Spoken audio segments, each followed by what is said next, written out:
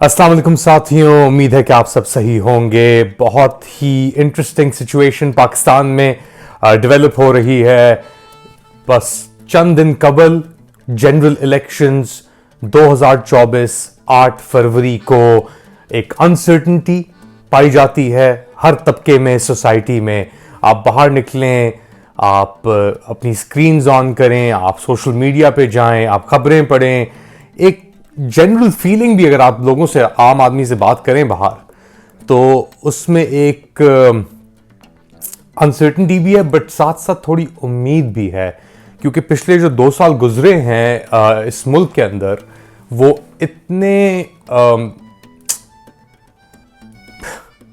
एक लफ्ज अनसर्टन दोबारा रिपीट करता है इंसान, बट वो इतने मुश्किल गुजरे हैं इन लोगों के लिए कि फाइनली कोई रेजोल्यूशन, कोई तो चीज सामने नजर आ रही है। लेकिन 8 फरवरी इस मरहले का एक तरीके से एक हद तक इख्तिताम होगा, मगर बहुत चीज़ों के लिए एक नई शुरुआत भी होगी।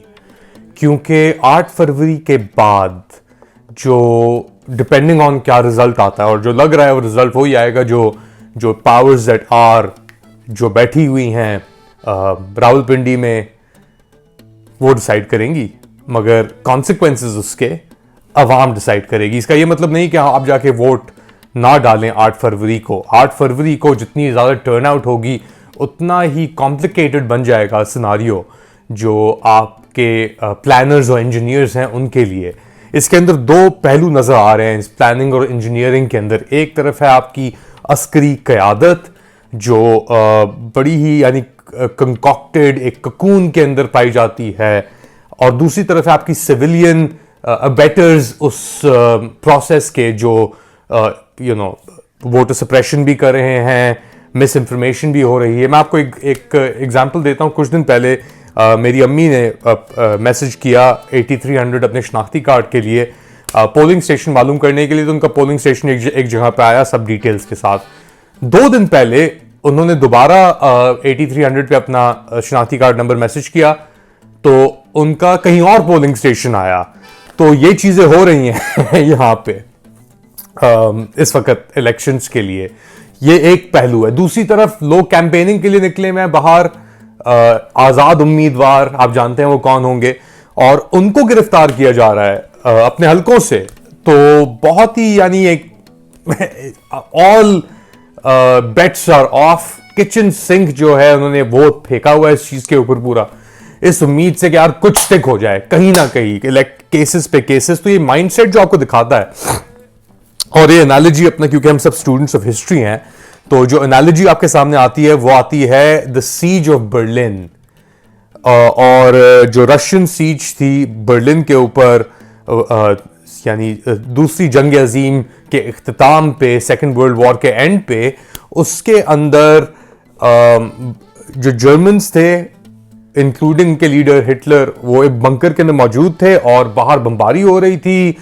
और उनके पास बड़ा बोर्ड एक पड़ा हुआ था हिटलर के पास सामने अपने टेबल के ऊपर, और उसके ऊपर दिखा रहे थे कि जी इतने लोग उधर मौजूद हैं, इतने लोग उधर मौजूद हैं, इतने उधर मौजूद हैं, फौज के इतने बंदे इधर हैं। तो जो मैप पे था वो हकीकत में नहीं था। और जिस तरीके से आहिस्ता आहिस्ता सीज आती रही, तो वो ऑर्डर भेजते थे, उन्हें कहते भाई आप जो ऑर्डर भेज रहे हैं, तो हिटलर अपने लास्ट उसके ऊपर था। और ये निज़ाम जो था जर्मनी के अंदर, ये सेकेंड वर्ल्ड वॉर के इख्तिताम पे, वो भी अपने अंजाम पर था। ये सीज मेंटालिटी जो है, ये हम जब बंदा बिल्कुल ही कॉर्नर हो जाता है, या ग्रुप बिल्कुल ही कॉर्नर हो जाता है, जैसे हम इजराइल में देख रहे हैं फॉर एग्जाम्पल, कि उन्होंने तकरीबन 35,000 टन ऑफ एक्सप्लोसिव्स गाजा के ऊपर गिराए हैं सिंस अक्टूबर 7। यानी 3 हिरोशिमा के बॉम्ब के करीब उन्होंने डिस्ट्रक्शन की। और ये गार्डियन के इसके ऊपर वो भी आया है कि जी 80% ऑफ ऑल बिल्डिंग्स, यानी 80% जितनी इमारतें हैं गाजा के अंदर, या तो वो बिल्कुल ही तबाह हो चुकी हैं, डिस्ट्रॉयड हो चुकी हैं बॉम्बिंग के result, as a result of it, या वो परमानेंटली डैमेज्ड हो चुकी हैं कि बम गिरता है तो उसकी रिवर्बरेशंस भी आती हैं, पार्शियल डिस्ट्रक्शंस भी होती हैं। तो जब बंदा एक ग्रुप कॉर्नर में बिल्कुल चला जाता है ना, जैसे नेतन्याहू है, उसका एक इनर कबाल है, या जर्मनी और सेकेंड वर्ल्ड वॉर के एंड में जर्मनी में जो हो रहा था, जब रशियंस सोवियट्स ने जो बर्लिन को सराउंड कर लिया था, एक तरफ से फिर अमेरिकन आए, ब्रिटिश आए, मॉन्टगोमरी और पैटर्न। तो जब आपको यही नहीं पता कि आपके अपने हलकों में, आपके अपने रैंक्स में क्या सिचुएशन है, और आप अपने आप को एक बंद कर लें, 12 लोग एक मीटिंग के अंदर वो अपना हंकर डाउन करके कि भाई यही हकीकत है हमारी, हमने इसके साथ लड़ना है। तो बाहर जो हकीकत है, जो रियलिटी है, और जो सीज के अंदर रियलिटी है, हम इसको कहते हैं कि जी के what's going on in the leadership of Chichawatni. तो एक इस वक्त एक सीज मेंटालिटी है अंदर की तरफ, और ये प्ले आउट हो रही है, वो मैसेजिंग के थ्रू हो रही है, वो रूमर्स के थ्रू हो रही है, मिस इंफॉर्मेशन के थ्रू हो रही है, और इतनी मिस इंफॉर्मेशन, डिस इंफॉर्मेशन, झूठ, आधा सच ऐसे बोला जा रहा है कि जी जो एंड रिजल्ट है वो किसी तरीके से, यानी मैसेजिंग सिर्फ बाहर के लिए नहीं है, अंदर के लिए भी है। क्योंकि इवेंचुअली तो पोलिंग स्टेशन के ऊपर कोई जर्नैल या कोई कर्नल नहीं खड़ा होगा हर पोलिंग स्टेशन के ऊपर, वो खड़ा होगा एक अफसर या एक सोल्जर, तो उसके दिमाग में उस वक्त क्या चीज चल रही है, उसका अंदाजा जो लोग बैठे हैं मरकज में या जीएचक्यू में, उनको वो समझते हैं कि है। और 1.2 मिलियन का इंस्टीट्यूशन है, बहुत तवील इसकी जिंदगी रही है, इसके अंदर यानी not all things are black and white. तो अभी क्या माइंडसेट चल रहा है, क्या उम्मीदें जुड़ी हुई हैं, क्या एप्रीहेंशंस हैं जो इस मुकाम पे लेके आ गई हैं कि जी अभी भी यानी पेडल से पाँव नहीं हटा एक्सेलरेटर से पाँव नहीं हटा हुआ, वो दबाए जा रहा है वो गाड़ी को, और ब्रेक्स का नाम नहीं है फिलहाल। अब ब्रेक किस तरह लगता है, कहाँ लगता है, कब लगता है, 8 फरवरी तो यानी कुछ दिन रहते हैं उसमें। सीज मेंटालिटी में जो होता है, जो बिल्कुल ही हंकर डाउन कॉर्नर हो जाता है, कॉर्नर में इमरान खान की बात करते थे, कॉर्नर टाइगर 1992 वर्ल्ड कप में, उसके अंदर किस्मत का ही बहुत बड़ा हाथ था। कॉर्नर होना एक चीज है, मगर चीजें आपके प्लान के मुताबिक या आपके जज्बे के मुताबिक या आपकी इंटेंट के मुताबिक प्ले आउट हो उस तरीके से, उस पर बहुत सवालिया निशान मौजूद हैं।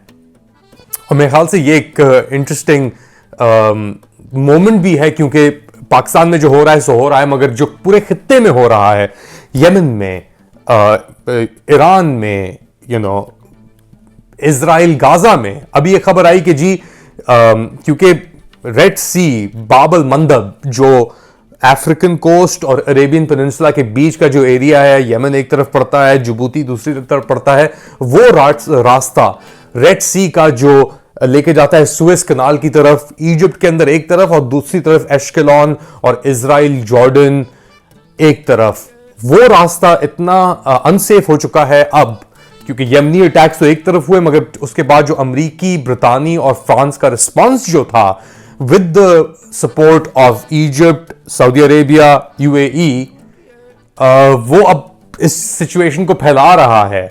हमने देखा जॉर्डन के अंदर आपके 3 अमरीकी सोल्जर्स बॉर्डर ऑफ जॉर्डन और सीरिया के अंदर मारे गए ईरान ने हमला करके। उसके बाद अमेरिका ने रिटेलिएट किया इराक के अंदर, और हशद शाबी जो ईरानी बैक मिलिशिया है इराक के अंदर, उसके एरियाज बेसिस के ऊपर अटैक्स हुए।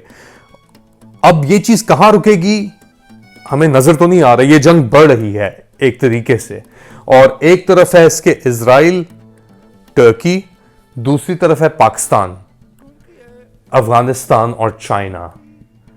और चाइना और अफगानिस्तान के ताल्लुकात बेहतर हो रहे हैं, पाकिस्तान के ताल्लुकात हर किसी से खराब हो रहे हैं, ईरान से, अफगानिस्तान से, इंडिया से तो हैं ही हैं। और अब चाइना का क्या पोजीशनिंग है इसके अंदर, क्योंकि जब आपके अंदर ही एक सीज मेंटालिटी मौजूद हो, आप समझ रहे हो कि आप कॉर्नर्ड हैं, तो जो और लोग हैं बाहर या पूरे एरिया के अंदर, वो भी आपको सराउंड कर रहे होते हैं।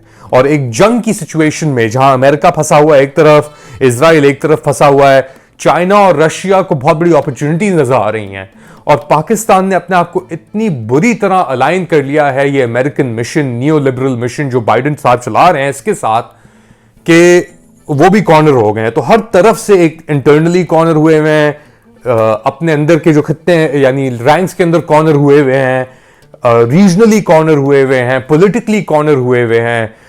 It's a very dangerous situation, और खतरात इस सिचुएशन के अंदर बहुत हैं, और ये खतरात हमें वाज़ेह होंगे। ये क्या हैं? 8 फरवरी को जाएं, अपना वोट डालें, 8300 के ऊपर मैसेज करें अपना CNIC नंबर, मालूम करें कि आप का किधर है मौजूद आपका यानी पोलिंग स्टेशन, किस स्कूल में, किस एरिया में, और फिर डिसाइड करें कि किसको आपने वोट देना है और जाके वोट दें। कुछ ही दिन रहते हैं आपके पास, इंटरनेट भी बंद होगा, तो कोशिश कीजिएगा कि आप जितनी जल्द से जल्द से कर सकें करें। अपने कमेंट्स और सजेशंस हमेशा फीडबैक के ऊपर ये चीज चलती है, ये लूप। इंडिपेंडेंट जर्नलिज्म को सपोर्ट करें, सब्सक्राइब करें, लाइक करें, शेयर करें ये content, and do turn on the notification bell icon YouTube के ऊपर। अपना ख्याल रखिएगा। अल्लाह हाफिज।